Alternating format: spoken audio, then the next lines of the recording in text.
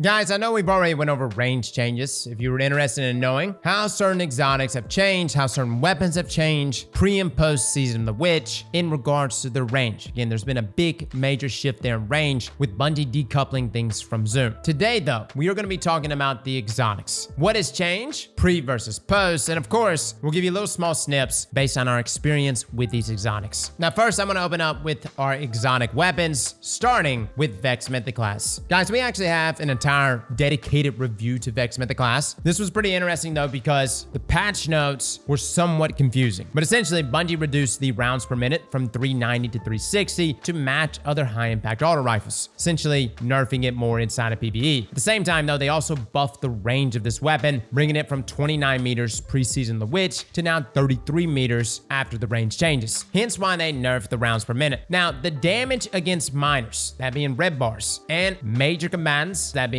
orange bars, have been increased by 25%. Now, I do want to mention that all aspects of Vex Mythoclast did get a buff, except against mini bosses and bosses. I know. You see, originally, guys, we thought that orange bars in Destiny were elites, and at one time, that's literally what we called them. But the way things work in this game is that minors are red bars, majors are orange bars, mini bosses, champions, and bosses are all yellow bars. And the reason why we thought that majors were yellow bars is because Carl is a yellow bar, and he is coded as a major. If you apply a major spec, you will do more damage to Carl. But that's just because Carl is buffed. He's not supposed to be coded as a major. He's actually supposed to be coded as a mini boss. Regardless though, the damage here from Vex Mythoclast, both in its linear form and in its base auto rifle form, is doing more damage against minors and majors, but not mini bosses, bosses, or champions. And big shout out to Mercules for messaging us and clarifying this issue. Overall, guys, I kind of gave my thoughts on Vex Mythoclast. I pretty much said that yes, it is a buff and a net buff inside of PvE, and a nerf in time to kill inside of PvP. Now moving on, Touch of Malice. Bungie increased the final round damage inside of PvE by 20%, but they decreased the self damage from final round from 10 to 7. The final round damage can no longer kill the user, and they increased the health awarded by Touch of Mercy and its perk from 30 to 75. And they set up Touch of Mercy to work like Unrelenting, where Guardians and Majors give more points towards activation and increase the time allowed between kills. And the Ball of Darkness now appropriately deals arc damage and will blind unstoppable champions, therefore stunning them. Now we have pre-data on this, guys. Yes, you are getting the 75 health from Touch of Mercy. It is activating like Unrelenting. Previously, Ball of Darkness did not deal arc damage or blind combatants. Now it does, and therefore it does stun unstoppable champs. This is where we have some issues. The damage buff against Carl with final round was only showing a 10% damage buff, not 20%. Now this had me scratching my head a lot, thinking maybe we did something wrong. But I even put it out on Twitter. And turns out there were a few people that did do pre and post testing, and they too only got 10%. Now I just got some confirmation from Mercules over at Bungie, and big shout out to him for clarifying this. But essentially, the damage went from 100% to 120%, which is a 20% increase in damage, but a 10% increase overall. And I know that may sound confusing, but it's based on like their crit multipliers and everything else. Regardless though, guys, the 10% damage buff is here to stay. Next we have Cloudstrike. Ah yes, Bungie reduced the lethal kill distance of Cloudstrike's lightning strike against players from 5 meters to now 4 meters. Yeah guys, you can still get killed with Cloudstrike if you're hugging your friend's nutsack from 4 meters or less. Now Wicked Implement. Wicked Implement got all kinds of changes. First up, the timing window for creeping attrition was increased by 1 whole second from 3.5 to 4.5. Tithing Harvest can also now be activated by destroying stasis crystals, which is really nice here, considering that Wicked Implement in its exotic catalyst will include the Headstone perk. Now we see the timing window here being increased, which is very good for forgiveness, but that Tithing Harvest being activated by destroying crystals is perfect, considering you literally have Headstone here and you're making your own stasis crystals. Next we have Malfeasance. Malfeasance wasn't showing that Vorpal weapon was being procced, when in fact it actually was. It's just a visual thing, guys. That's been fixed. Tommy's Matchbook. They changed the Scorch here, guys, which all in all doesn't change it by much. Like everything together with Ember of Ashes, it was doing 21 Scorch pre-Season the Witch, and then post, it's doing 20 Scorch. The main takeaway for this is that they're trying to put less emphasis on Ember of Ashes in hopes of giving you more flexibility in your fragment choices. But again, specifically here for Tommy's Matchbook, doesn't really move the needle much for my folks rocking Ember of Ashes. Now, love Monarque. So So many things have changed about Monarque. First up, they reduced the draw time from 684 to 612. This is milliseconds. They also reduced the body shot damage inside of PvP from 100 to 85. Now, they also dropped the crit damage from 150 to 136, and they reduced the damage over time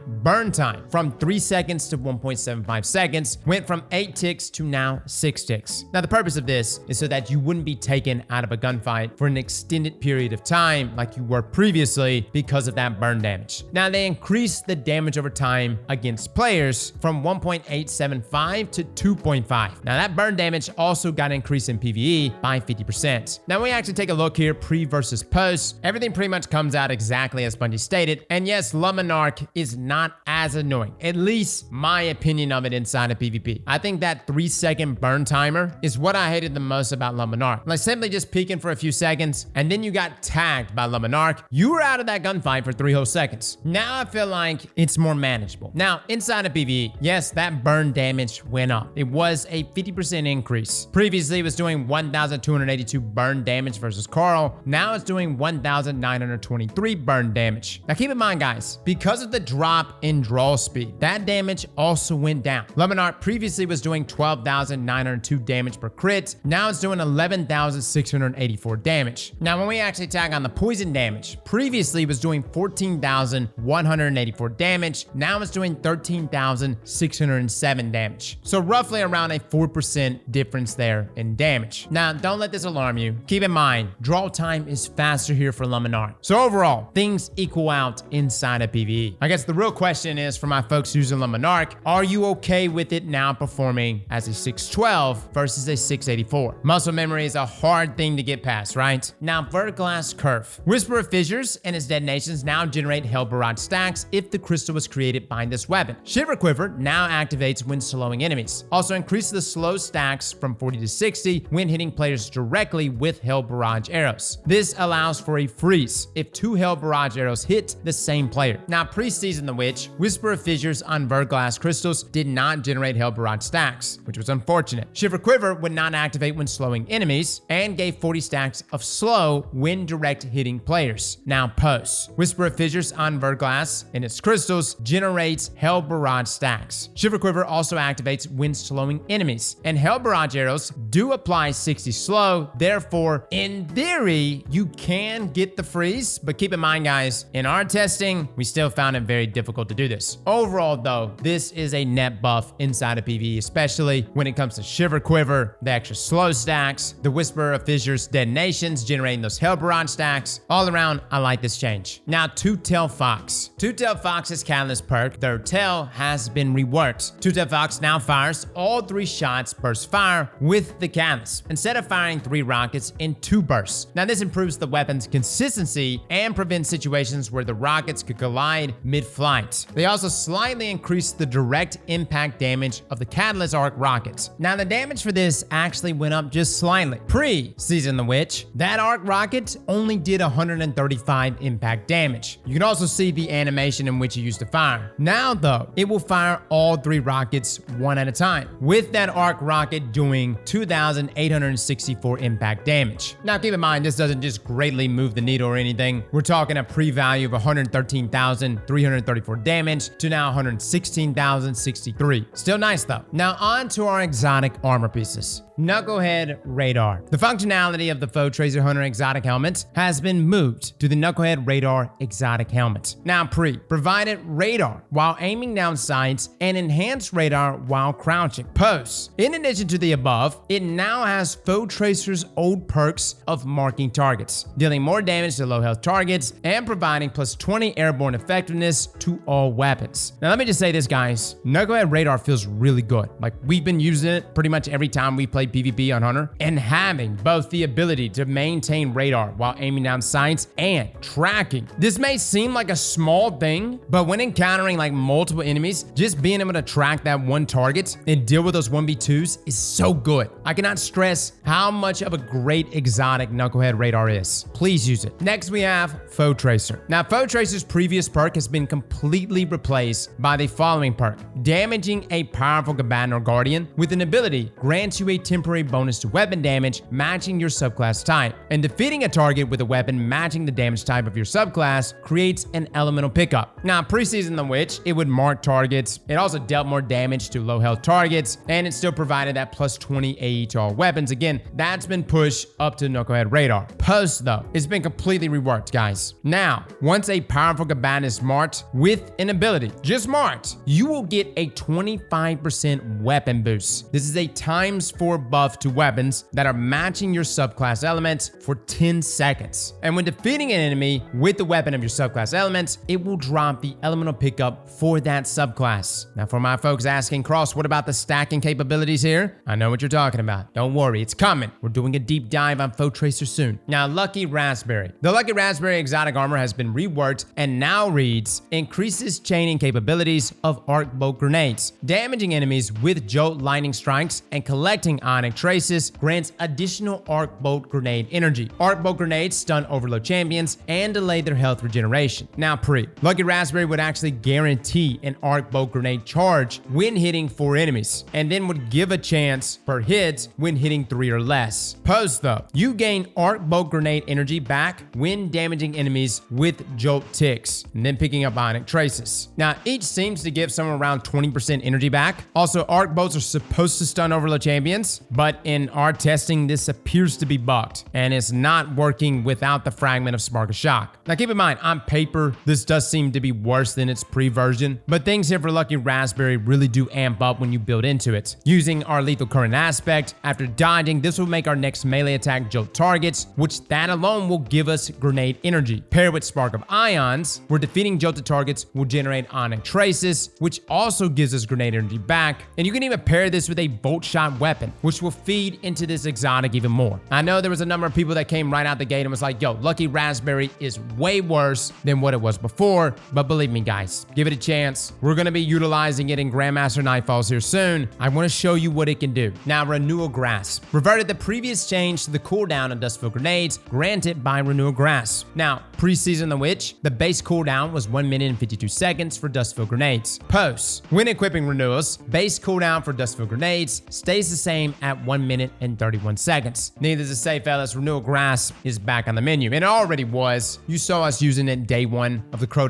raid during contest mode, but it's still not as potent as what it's going to be. Keep in mind, Bungie is going to be buffing stasis next season. Next, we have ACD Feedback Fence. Reworked ACD Feedback Fence to make use of the armor charge system. New perk says that melee hits grant armor charge, and you also take reduced melee damage while you have armor charge. And taking melee damage causes you to emit a burst of damaging arc energy that jolts targets, consuming your arc charge and dealing more damage based on the number of stacks consumed. Guys, I literally used this in the first encounter of Crota's End. So good now. Now, pre-season the Witch, melee hits would actually charge Fury Conductor, and this would give damage resistance and be expended for an explosion around you when you got melee. Post, though, melee hits will grant you a stack of armor charge. This is just a base melee hit, guys, not even a charge melee hit or a kill, just a melee hit, and in the process giving you damage resistance to melee attacks. Now, when you get meleeed, your armor charge is consumed, and the strength of the explosion scales with the amount of armor charge you have. Just to give you both ends of the spectrum, 1 armor charge would do roughly 5,339 damage here. 6 armor charges would increase that to 28,461 damage. Now, the beautiful thing about ACD feedback is, yes, there is a gameplay loop where you can literally do infinite melees over and over, and I mean infinite charge melees. It's a beautiful thing to behold, guys. Granted, you're kind of stuck in the air. I'm curious to see how this is going to play out in Grandmaster Nightfalls. Like, Fletch It is a good melee, but you don't want to be suspended in the air that long, right? You're just going to get shredded. Now, are we going to try to use this in GMs? Absolutely. Now, Icefall Mantle. In addition to its existing functionality, Icefall Mantle now has a chance to grant an escalating bonus to stasis weapon damage on stasis kills. And activating your class ability grants you the highest tier damage bonus. Now, pre-season the Witch, Icefall Mantle only gave you an overshield when activating your class ability. Now, though, Icefall Mantle will give you a 25% stasis weapon boost, which is that ×4 buff when activating your class ability, which is why we recommended it the other day when talking about Wicked Implement in our re-review of that exotic. But keep in mind, there is a number of weapons that can synergize with Icefall Mantle now. Next, we have Hallowfire Heart. The Hallowfire Heart exotic has had its perks reworked. While standing in a sunspot, defeating an enemy with solar damage creates a sunspot. It also greatly improves recharge rates of of your abilities while your super is charged and provides a small benefit to the airborne effectiveness stats of all weapons. Now, pre-Season the Witch, your solar abilities charge faster and even faster with your super charge. It also gave plus 20 AE to all weapons. Now, post, your abilities still charge faster with your super charge, but not without. Instead, when standing in a sunspot and getting a solar final blow, you will create a sunspot at their location. Now, it still gives you plus 20 AE to all weapons, but to be quite honest with you guys, as cool of a rework as this may be, like the Sunspot edition is a nice touch, they disappear a little quick and don't really boost this exotic all that much. Again, I guess the main benefits is the ability spam at full charge with your super, which still stands even now. Next we have Eternal Warrior. The tier 4 arc weapon damage bonus granted by your Fist of Havoc super ending has had its duration extended to 30 seconds, up from 10. Now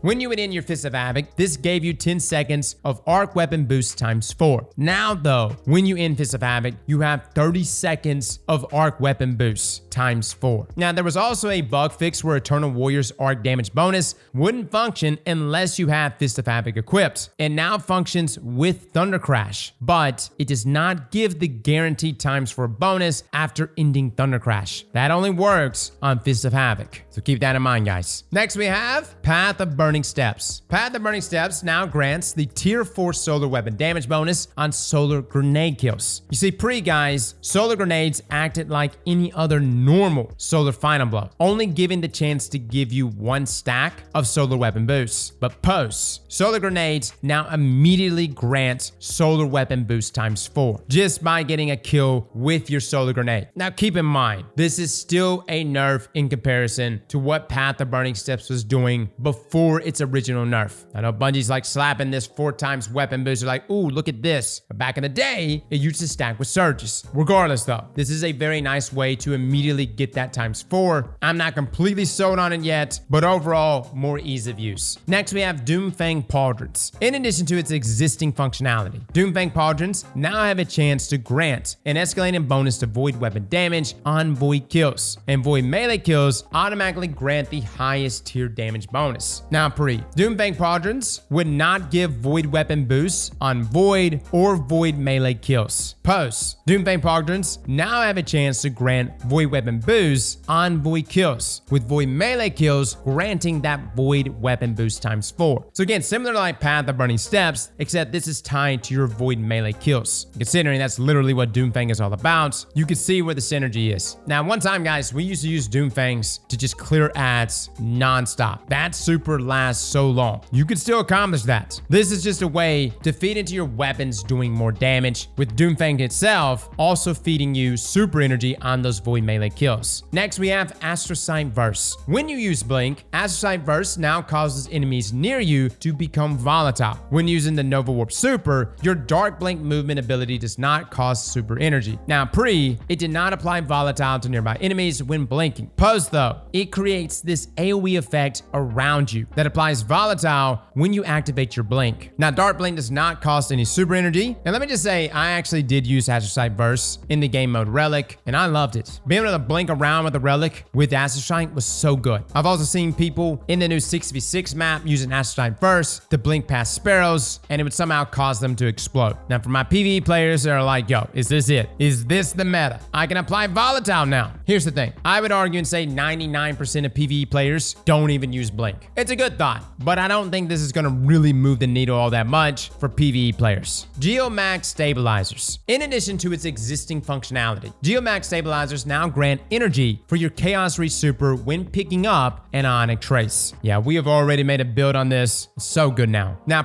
it did not give super energy when picking up an Ionic Trace, but post, it will give you a small chunk of super energy when picking up an Ionic Trace. And it seems to be somewhere around 2%. And we did an entire build video on this, guys. But between Arc 3.0, a variety of different weapons here that feeds you Ionic Traces, Geomags and Chaos Reach is back, especially for PvE. This is a very good exotic now, guys. For my Warlocks out there, please use it. Now, Wings of Sacred Dawn. In addition to its existing functionality, functionality, Wings of Sacred Dawn now reloads your solo weapons from reserves when you get a kill while suspended in midair. Now, pre, it did not reload solo weapons while suspended in midair. Post, though, it will fully reload solo weapons while suspended in midair. Now, this is actually pretty good on paper, considering you can keep reloading things as long as you are getting kills. Take, for instance, a solar rocket launcher. But like I said earlier, when talking about ACD feedback in our Fletchet build, being suspended in the air for too long is very dangerous. Maybe not at base level content, but in GM level content, you will get shredded. However, Wings of Sacred Dawn does have damage resist while you are suspended in midair. So there is a way to play around this, and we're gonna try to utilize this. Next, we have Winter's Guile. Winter's Guile now causes enemies encased by the Penumbral Blast melee to automatically shatter. Pre, it could kill enemies by Penumbral Blast damage, but it would not force a shatter. Now, it will force a shatter when freezing a target with Penumbral Blast. So guys, those are all your exotic weapons and exotic armor pieces. I know we're running really behind on this. Apologies. If we missed anything, let us know in the comments down below. And again, thank you so much for your patience. I promise in the next Sandbox update, whether it's a mid-season patch or even next season, I will have the pre and post testing done much sooner. Fellas and ladies, thank you all for coming and watching. And as always, slap that like button like your mama told you right.